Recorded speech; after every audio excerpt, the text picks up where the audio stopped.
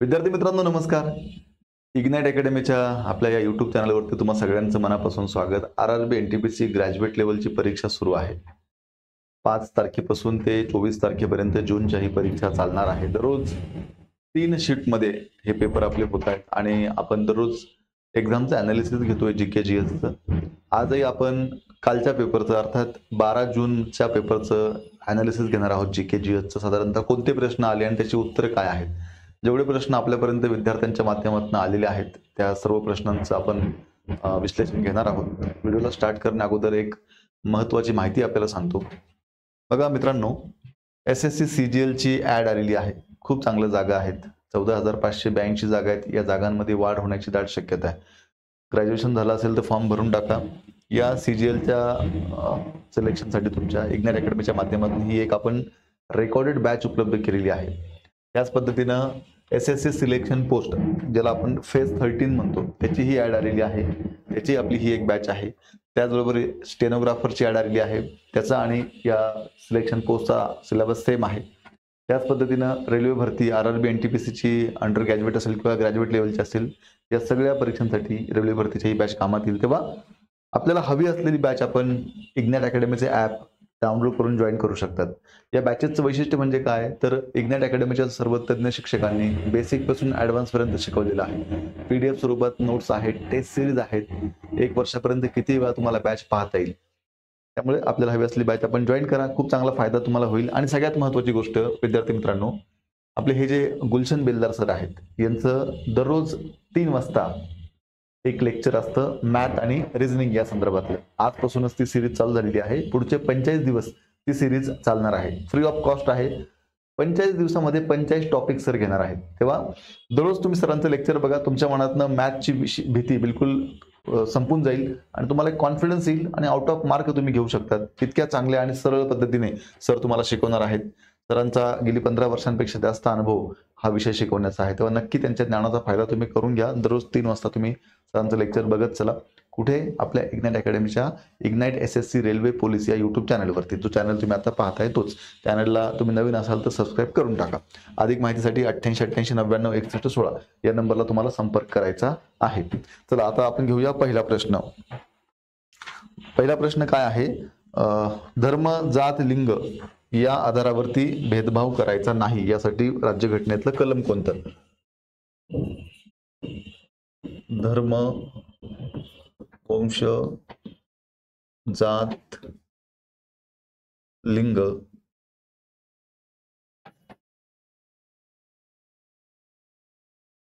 या आधारावरती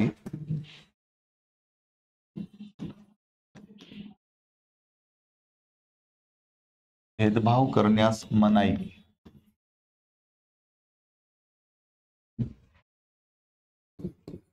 यासाठी राज्यघटनेतील कलम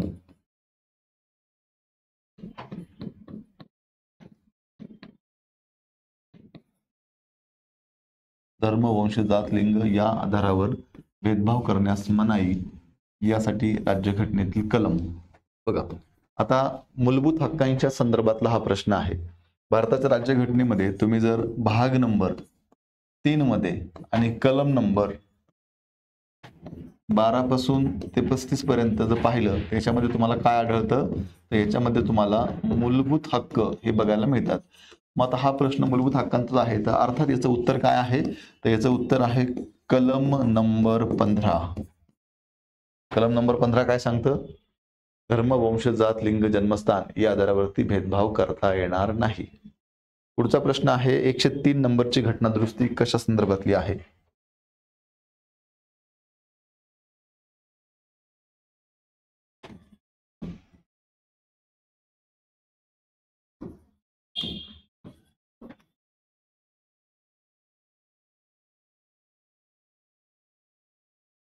खूप सोपा प्रश्न आहे खरं तर. 103 नंबरची घटना दुरुस्ती कशाच्या संदर्भात आहे. 2019ला झालेली ही घटना दुरुस्ती आहे. ती आहे EWS आरक्षण, अर्थात इकॉनॉमिकली विकर सेशन, आर्थिकदृष्ट्या दुर्बल घटक जे आहेत त्यांना 10% आरक्षण असेल या संदर्भातली ही घटना दुरुस्ती आहे 2019 ची. कालही घटना दुरुस्तीवरती प्रश्न होता. प्रत्येक शिफ्टला घटना दुरुस्तीवरती प्रश्न एखादा आपल्याला दिसतोय. घटना दुरुस्तीसाठी राज्यघटनेतलं कलम किती आहे? तर राज्यघटनेमधलं कलम 368 आहे. आणि ही घटना दुरुस्तीची प्रक्रिया जी आहे ही प्रक्रिया आपण दक्षिण आफ्रिकेकडून घेतलेली आहे. दक्षिण आफ्रिकेकडून आपण ही प्रक्रिया घेतलेली आहे. आतापर्यंत भारताच्या राज्यघटनेमध्ये 106 दुरुस्त्या झालेल्या आहेत. शेवटची दुरुस्ती 106 नंबरची 2023 ची आहे. महिलांना लोकसभेमध्ये आणि विधानसभेमध्ये 33% आरक्षण असेल. पुढे अनायमुडी पर्वत कोणत्या राज्यामध्ये आहे?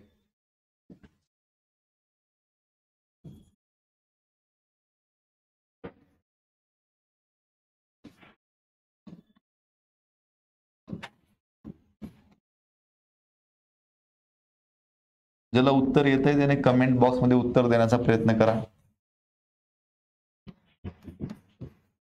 अनायमुडी हे पर्वत जे आहे ते केरळ या राज्यामध्ये आहे. केरळ राज्यामध्ये जो एर्नाकुलम जिल्हा आहे या एर्नाकुलम जिल्ह्यामध्ये तुम्हाला अनायमुडी हा पर्वत आढळतो. शेखर कपूर कोणत्या क्षेत्राशी संबंधित आहेत? पुढचा प्रश्न.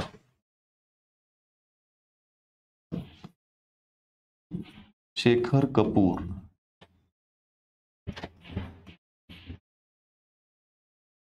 कोणत्या क्षेत्राशी संबंधित आहेत?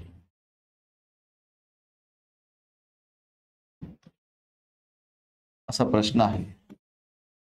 शेखर कपूर हे कला क्षेत्राशी संबंधित आहेत, अर्थात ते चित्रपट निर्माता आहेत.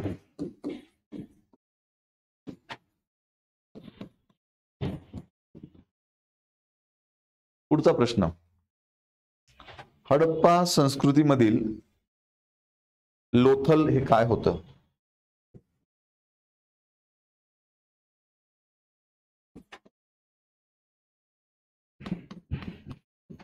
हडप्पा संस्कृतीत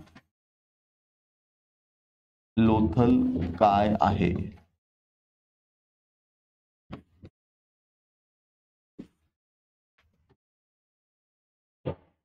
चला, हडप्पा संस्कृतीमध्ये लोथल हे काय आहे? लोथल हे एक खूप महत्वाचं शहर, बंदर शहर, लक्षात घ्या. महत्वाचे बंदर शहर.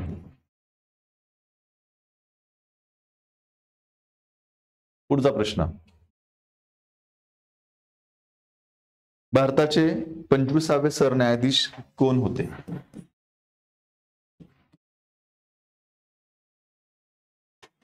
भारताचे 25वे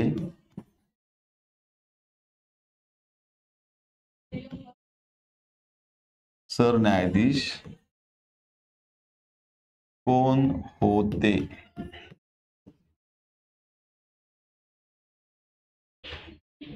सांगा. याचं उत्तर आहे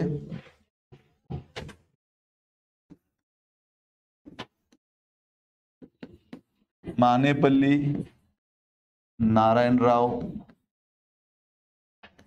व्यंकटचलिया हे होते 25वे सरन्यायाधीश. आताचा जर प्रश्न आला तर आताचे सरन्यायाधीश कोण आहेत? तर सध्या आहेत भूषण गवई साहेब, जे की 52वे सरन्यायाधीश आहेत, आपल्या महाराष्ट्रातले आहेत. पुढचा प्रश्न. कॉम्प्युटरचा प्रश्न आहे पुढचा.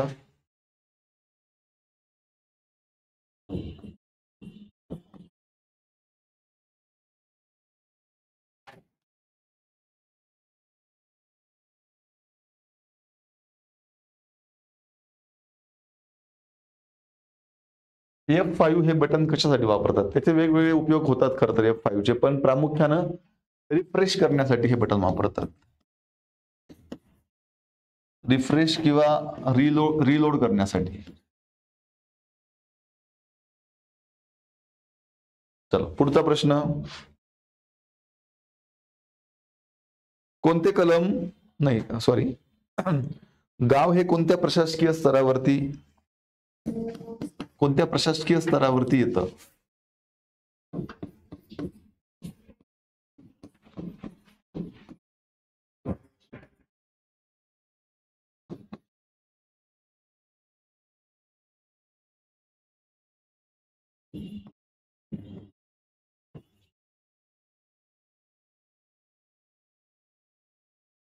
अर्थात गाव हे ग्रामपंचायत या प्रशासकीय स्तरावरती येईल, हे लक्षात घ्या. कशावरती येईल? ग्रामपंचायत. आता आपण काय जाणून घेतोय? प्रश्न आणि त्याची उत्तर फक्त जाणून घेतोय. फार डिटेलमध्ये आपण अनालिसिस घेत नाहीये. फक्त तुम्हाला एक प्रश्नांचं स्वरूप समजावं त्यासाठी आपण हे सगळं घेतोय, लक्षात घ्या. पुढचा प्रश्न आहे,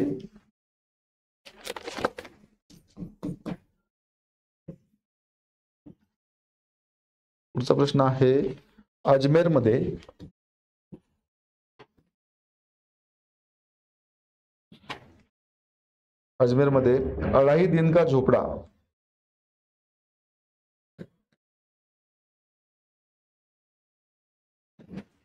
का झोपड़ा कोणी बनवला?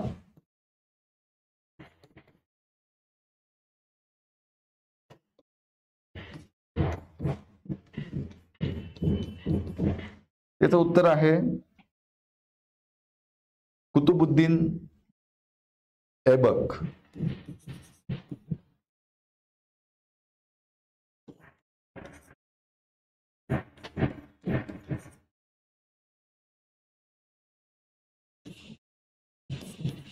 उत्तर आहे कुतुबुद्दीन ऐबक. पुढचा प्रश्न आहे, कोणते कलम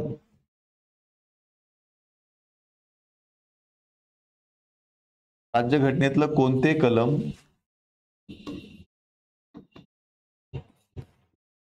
राज्यघटनेतील कोणते कलम न्यायावर आधारित सामाजिक व्यवस्था प्रदान करते?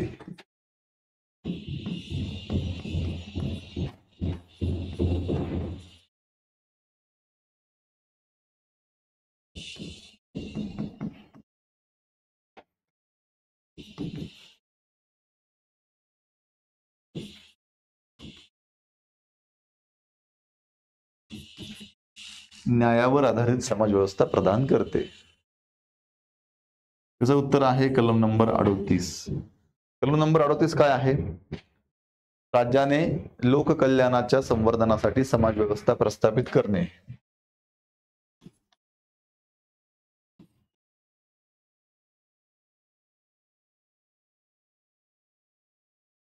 राज्याने लोककल्याणाच्या संवर्धनासाठी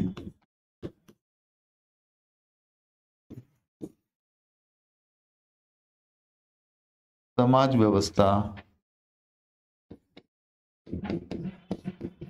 प्रस्थापित करणे. याचा अर्थ असा होतो की सरकारने अशा पद्धतीने देश चालवायचा आहे, अशा पद्धतीनं देशामध्ये योजना आखायच्या आहेत की सर्व लोकांचं कल्याण होईल. ठीक आहे. पुढचा प्रश्न, आत्मनिर्भर भारत या योजनेवरती प्रश्न आहे.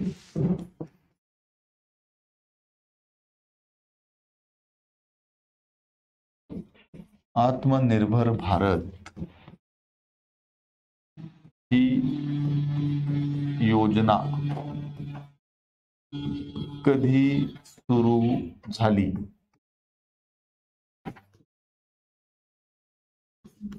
बघा, ही योजना 2020 मध्ये सुरू झालेली आहे. आपल्या अर्थमंत्री ज्या आहेत निर्मला सीतारामन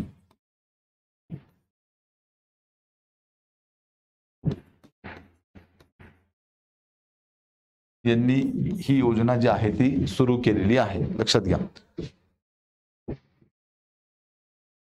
पुढचा परत एक कम्प्युटरचा प्रश्न आहे.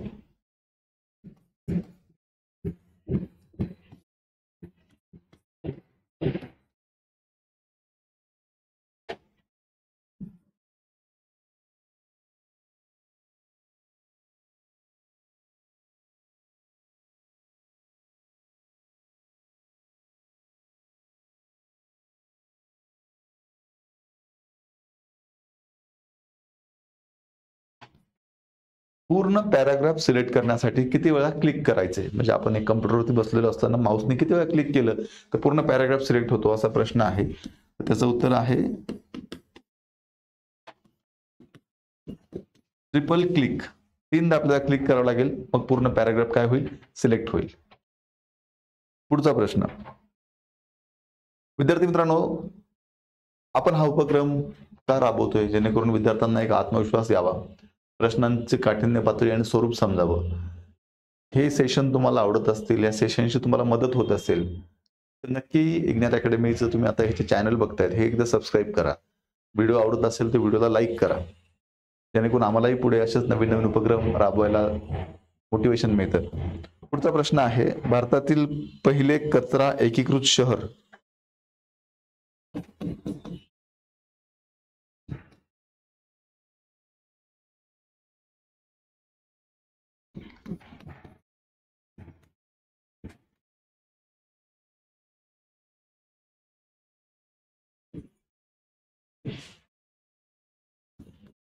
भारतातील पहिले कचरा एकीकृत शहर कोणते आहे?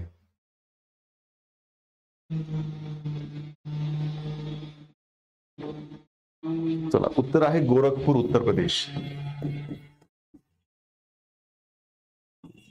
गोरखपूर, उत्तर प्रदेश. 2025 संपेपर्यंत जे हे आहे हे शहर काय होणार आहे? एकात्मिक कचरा व्यवस्थापन सिटी. एकात्मिक कचरा व्यवस्थापन सिटी कम लर्निंग सेंटर. सिटी कम लर्निंग सेंटर म्हणून ते विकसित होत आहे, लक्षात घ्या.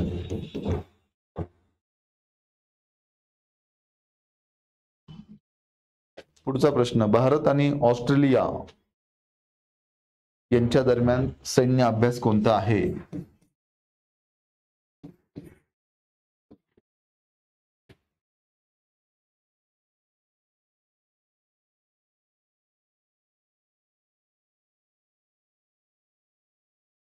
भारत व ऑस्ट्रेलिया यांच्या दरम्यानचा युद्ध अभ्यास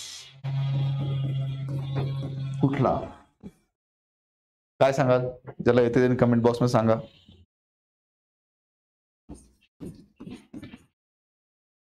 काय नाव आहे त्याचं? ऑस्ट्रा हिंद हे त्याचं नाव आहे. ठीक आहे. पुढे. इज ऑफ डुईंग बिझनेस वरती पुढचा प्रश्न आहे. काय प्रश्न आहे? इज ऑफ डुईंग बिझनेस मध्ये भारताचा नंबर कितवा?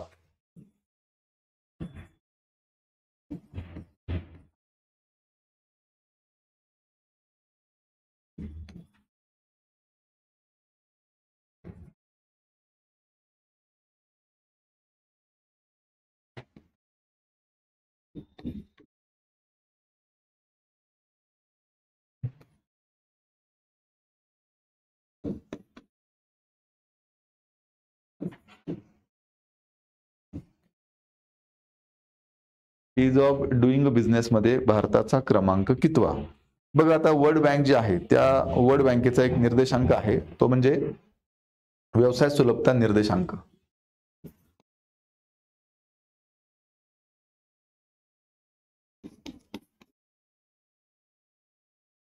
जागतिक बँकेचा कोणता? व्यवसाय सुलभता निर्देशांक.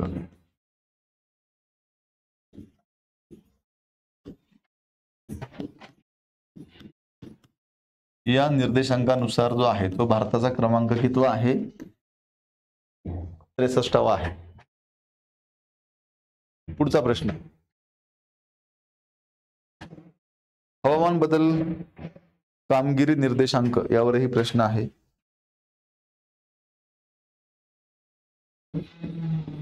हवामान बदल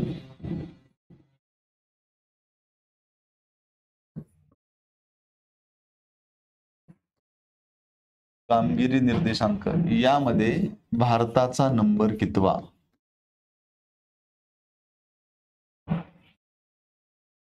यामध्ये भारताचा नंबर कितवा असा प्रश्न आहे. यामध्ये भारताचा नंबर आहे 10 नंबरचा. ठीक आहे, 10वा नंबर आहे. पुढचा प्रश्न, हडप्पा संस्कृतीमध्ये कोणती भांडी वापरत?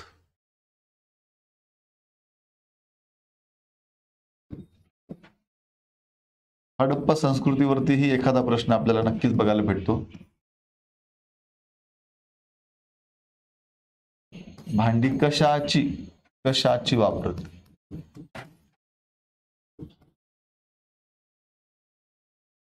बघा, आता याच्यामध्ये प्रामुख्याने मातीची भांडी वापरली जायची. हडप्पा संस्कृतीमध्ये जी आहे ती मातीची भांडी, काही प्रमाणात तांबे आणि कांस्य पण होतं, लक्षात घ्या.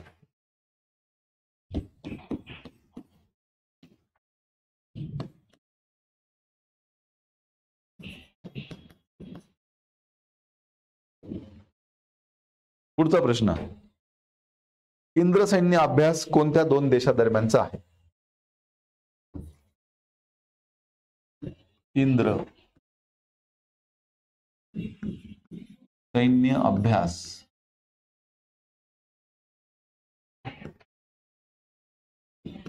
कोणत्या देशादरम्यान आहे?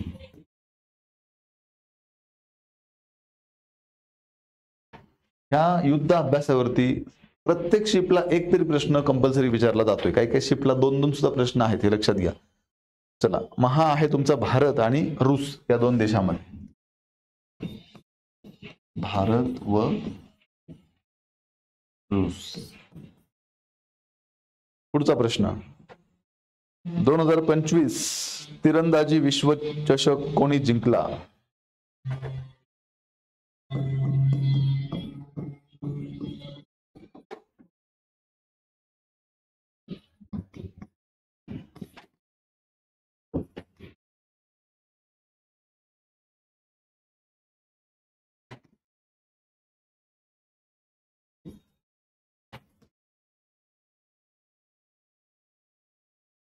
काय उत्तर आहे?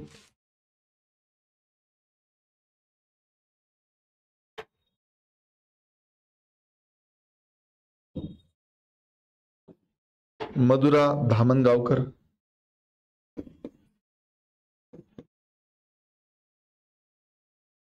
धामण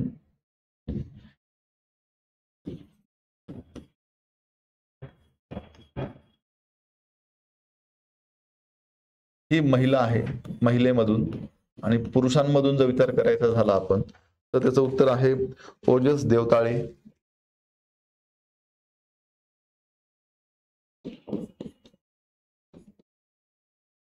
ओजस देवताळे, अभिषेक वर्मा,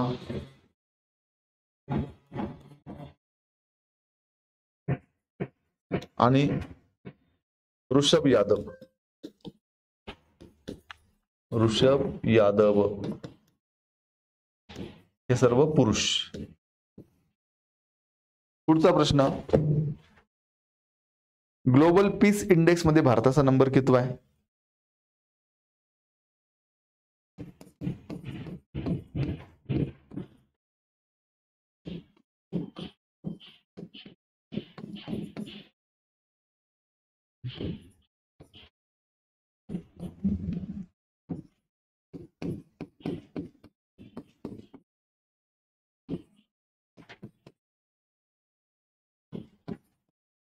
भारताचा नंबर कितवा? ग्लोबल पीस इंडेक्स मध्ये भारताचा नंबर कितवा असा प्रश्न आहे. याचं उत्तर आहे 126. भारताचा नंबर कितवा आहे? 126वा आहे. पुढचा प्रश्न, पुणे करार कोणत्या वर्षी झाला?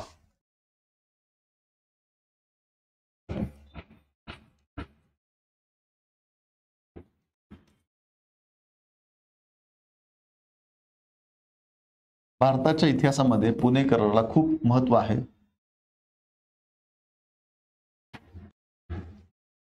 ज्याला उत्तर येते त्यांनी कमेंट बॉक्स मध्ये सांगायला हरकत नाही, हे लक्षात घ्या. कायचं उत्तर? 24 सप्टेंबर 1932 ला. 24 सप्टेंबर 1932 महात्मा गांधी व डॉक्टर बाबासाहेब आंबेडकर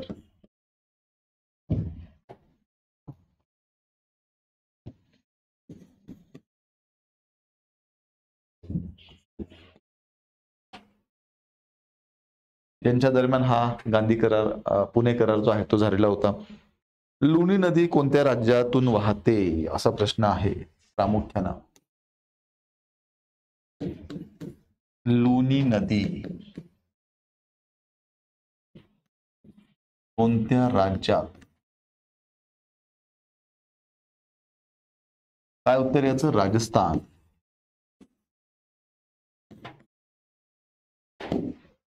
तर पुढचा प्रश्न काय होता? गौतम बुद्धांनी कितव्या वर्षी घराचा त्याग केला?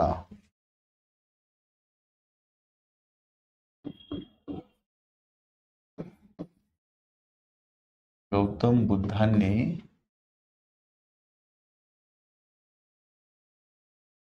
कितव्या वर्षी घराचा त्याग केला? त्याचं उत्तर आहे 29व्या वर्षी. ठीक आहे. पुढचा प्रश्न, उच्च न्यायालयाचे रीटचे कलम सांगा.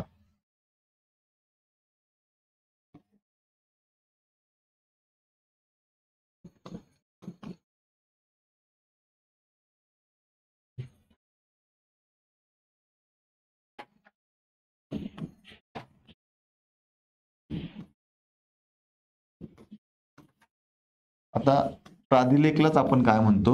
रीट्स. लक्षात घ्या.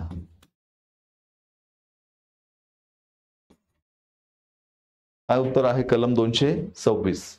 जर सुप्रीम कोर्टाला हे रीट्स काढायचे असतील तर कलम 32चा वापर करता येतो. हायकोर्ट म्हणजेच उच्च न्यायालयाला काढायचे असतील तर कलम 226चा वापर हा करता येतो. नागरिकांच्या मूलभूत हक्कांचं उल्लंघन झालं तर कलम 32 वापरून आपण थेट सुप्रीम कोर्टामध्ये आणि कलम 226 वापरून आपण हायकोर्टामध्ये जाऊ शकतो. त्याप्रमाणे त्यांना हे रीट्स काढण्याचे अधिकार असतात. पुढचा प्रश्न, अशोक स्तंभ कुठे आहे?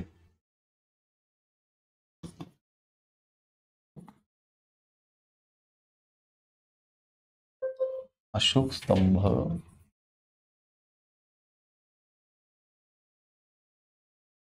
कुठे आहे? सारनाथ मध्ये आहे. कुठे? सारनाथ, उत्तर प्रदेश. पुढचा प्रश्न, पीएम मोदी यांचे खाजगी सचिव म्हणून कोणाची नियुक्ती झाली आहे? चालू घडामोडीचा प्रश्न आहे.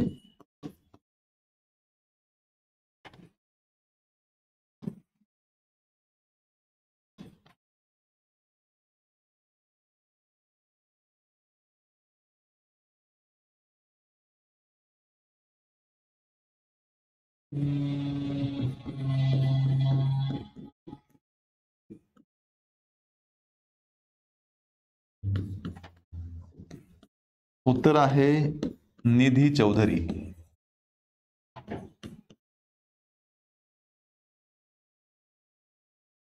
ठीक आहे. उत्तर काय आहे? निधी चौधरी. निधी चौधरी आहे का निधी तिवारी आहे? थोडं कन्फ्यूज, पण निधी चौधरी किंवा निधी तिवारी. ठीक आहे. बहुतेक निधी तिवारीच आहे, चौधरी नाहीये. ठीक आहे. पुढचा प्रश्न, भारताचे लिंग गुणोत्तर विचारले 2011 नुसार. 2011 ची काय जनगणना, त्यानुसार काय विचारलं? लिंग गुणोत्तर.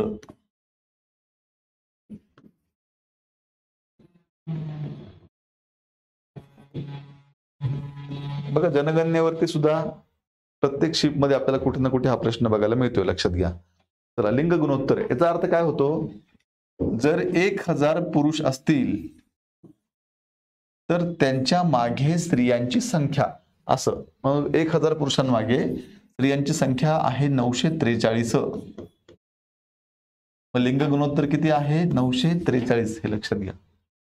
पुढचा प्रश्न, भारतीय राष्ट्रीय स्वयंसेवक संघाची स्थापना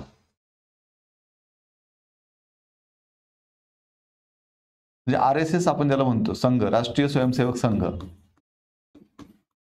राष्ट्रीय स्वयंसेवक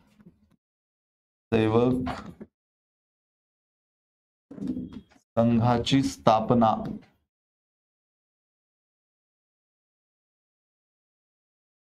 सोपा प्रश्न आहे हा. 1925 ची स्थापना आहे. 1925 कोणी स्थापना केली?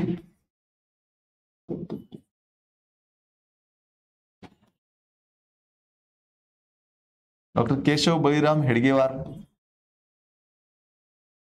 यांनी नागपूरमध्ये जे आहे ती या संघाची स्थापना केलेली आहे 1925 मध्ये. पुढचा प्रश्न, सेव्ह करण्यासाठी कुठल्या शॉर्टकट कीचा वापर करतात?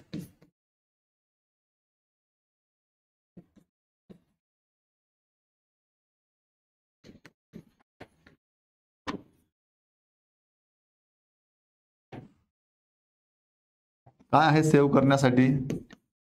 Ctrl+S. पुढचा प्रश्न,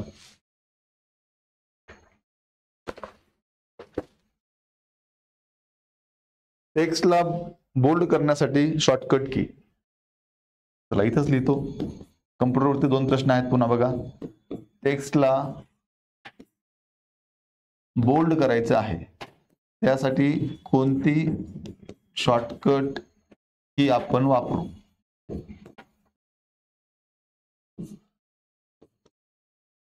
Ctrl+B.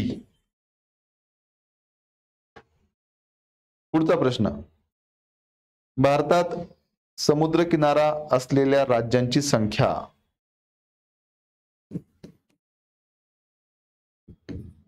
भारतात समुद्र किनारा लाभला आहे अशा राज्यांची संख्या विचारलेली आहे. अशा राज्यांची संख्या. चला ज्याला येतंय त्याने कमेंट बॉक्स मध्ये ती राज्य पण सांगा, आकडा पण सांगा किती आहे आणि ती राज्य पण सांगा. आता हे तर सगळ्याला माहिती आहे की 9 राज्य आहे. तर आठवण्याचा प्रयत्न करा कोणते कोणते 9 राज्य. लॉजिक लावा, लॉजिक वरती याचं उत्तर येईल. बघा आता महाराष्ट्राला आहे का समुद्रकिनारा? आहे. चला महाराष्ट्र झाला. गोव्याला आहे का? आहे. गुजरातला आहे का? आहे. तर अजून काय येईल? तमिळनाडू आहे का? आहे. अजून काय येईल? केरळ येईल. आंध्र प्रदेश येईल. पश्चिम बंगाल येईल. अजून कोणते राहिले? 1-2 राहिले बघा. अजून कोणते राहिले?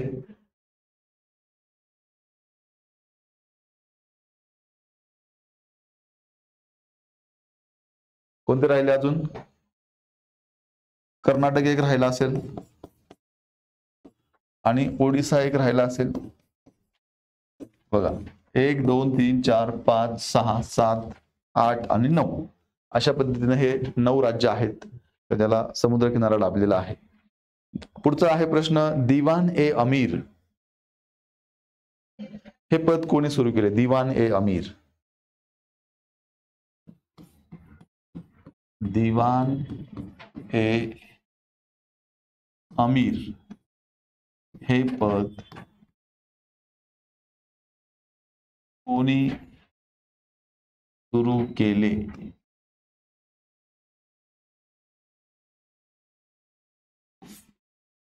सांगा उत्तर.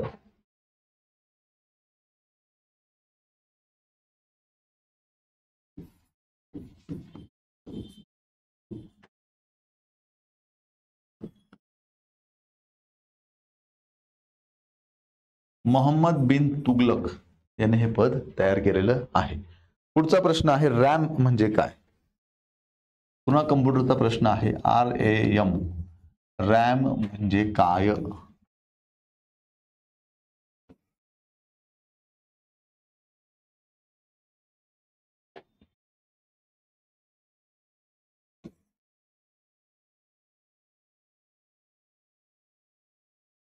चला रॅन्डम ऍक्सेस मेमोरी हे आहे रॅम. आता रॅमचा लॉंग फॉर्म विचारला की काम विचारलं ते आपल्याला सांगता येणार नाही, पण लॉंग फॉर्म असेल तर हे आहे. रॅमचं काम काय आहे? कम्प्युटरमधली जी माहिती आहे ती काही कालावधीसाठी साठवून ठेवणे. ठीक आहे, हे आहे रॅमचं काम. पुढचा प्रश्न, संविधानाचा आत्मा, कोणत्या कलमाला संविधानाचा आत्मा म्हणतात? कोणत्या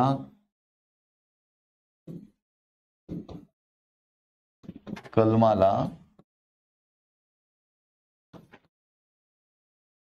संविधानाचा आत्मा म्हणतात? कलम आले ना, त्यामुळे याचं उत्तर आहे कलम 32. डॉक्टर आंबेडकर आपल्या एका भाषणात म्हणाले होते, कलम 32 नसतं तर आपली घटना अधुरी राहिली असते. मूलभूत हक्कांना संरक्षण प्रदान करणारं हे कलम आहे. त्यामुळे हे कलम म्हणजे राज्यघटनेचा आत्मा आहे असं डॉक्टर बाबासाहेब आंबेडकर म्हणतात. पुढचा प्रश्न, राधाकृष्णेचा संबंध असलेला नृत्य प्रकार कोणता? राधा कृष्णा यांचा संबंध असलेला नृत्य प्रकार.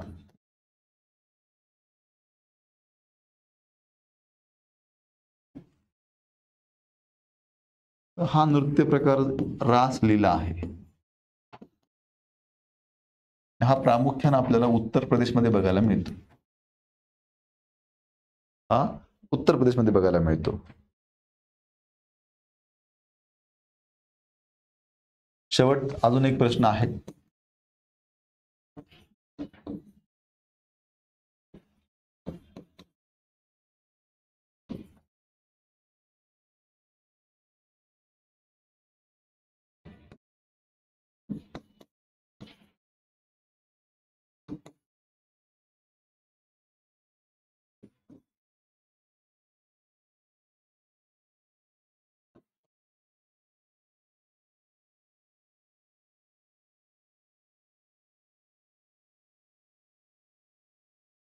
न्यायपालिका व कार्यपालिका यांना एकमेकांपासून वेगळं करणारं कलम. भारताच्या राज्यघटनेमध्ये 50 नंबरचं कलम आहे, जे सांगतं न्यायपालिका हे कार्यपालिकेपासून विभक्त असेल, म्हणजे दोघांनी एकमेकांच्या कामामध्ये हस्तक्षेप करायचा नाही, दोघांनीही एकमेकांच्या कामाबद्दल रिस्पेक्ट बाळगायचा आहे. ठीक आहे, ते कलम नंबर आहे 50. तर अशा पद्धतीनं काल 12 जूनच्या RRB NTPC एक्झामचे जेवढे प्रश्न आपल्याला मिळालेले आहेत त्या सगळ्या प्रश्नांचं आपण प्रश्न आणि उत्तर काय होते हे जाणून घेण्याचा प्रयत्न केलेला आहे. नक्कीच या सगळ्या व्हिडिओचा तुम्हाला खूप चांगल्या प्रकारे फायदा होत असेल याची मला खात्री आहे. व्हिडिओ आवडत असतील तर लाईक करा, चॅनलवर नवीन असेल तर सबस्क्राईब करा. पुन्हा एकदा जाता एक महत्त्वाची सूचना आपल्याला सांगतो. एक CGL ची ॲड आलेली आहे. 14,582 जागा आहेत. ह्या जागा वाढतील तेव्हा ग्रॅज्युएशन झालं असेल तर फॉर्म भरा. यासाठी इग्नाइट अकॅडमीची आपली रेकॉर्डेड बॅच आहे. SSC सिलेक्शन पोस्ट आणि स्टेनोग्राफरची ॲड आहे. दोघांचा सिलेबस सेम आहे. याची पण ॲड आलेली आहे, फॉर्म भरा. रेल्वे भरती आता RRB NTPC एक्झाम चालू आहे, पुढे अंडर ग्रॅज्युएटच्या एक्झाम आहे आणि याच्या पुढेही खूप मोठी भरती येते. ही बॅच आपल्याकडे आहे. तुम्हाला हवी असलेली बॅच तुम्ही इग्नाइट अकॅडमीचे ॲप डाउनलोड करून जॉईन करू शकतात. त्याच पद्धतीनं आपल्या या इग्नाइट अकॅडमीच्या चॅनलवरती गुलशन बेलदार सरांचं जे आहे ते दररोज दुपारी 3 वाजता एक सेशन चालू आहे. आजपासून पुढचे 45 दिवस हे सेशन असणार आहे. त्यामध्ये मॅथ आणि रिझनिंग हे संपूर्ण कन्सेप्टसह सर शिकवणार आहे. त्यात PYQ पण सर घेणार आहे. तेव्हा पुढचे 45 दिवस तुम्हाला मॅथ बद्दल जर भीती घालवायची असेल तर पुढचे 45 दिवस लेक्चर बघा आणि त्यानंतर अगदी SSC पासून ते राज्यसेवेपर्यंत कुठलीही एक्झाम द्या, तुम्हाला मॅथ रिझनिंगची कुठलीही अडचण येणार नाही. इतक्या चांगल्या पद्धतीने सर शिकवतात. गेली 15 वर्षापासून जास्त वेळ झाला सर या क्षेत्रामध्ये आहेत, हा विषय शिकवतात. तेव्हा नक्कीच सरांच्या ज्ञानाचा तुम्ही फायदा घ्या. दररोज 3 वाजता तुम्हाला सरांचं हे लेक्चर बघायचं आहे. अधिक माहितीसाठी 8888 99 61 16 या नंबरला संपर्क करायचा आहे. आणि पुन्हा एकदा एक महत्त्वाची विनंती आपल्याला करतो, जर या चॅनलला तुम्ही नवीन असाल तर आताच आपलं इग्नाइट SSC पोलीस रेल्वे हे चॅनल तुम्ही सबस्क्राईब करा. भेटूया पुढच्या व्हिडिओमध्ये. तोपर्यंत थांबूया. धन्यवाद.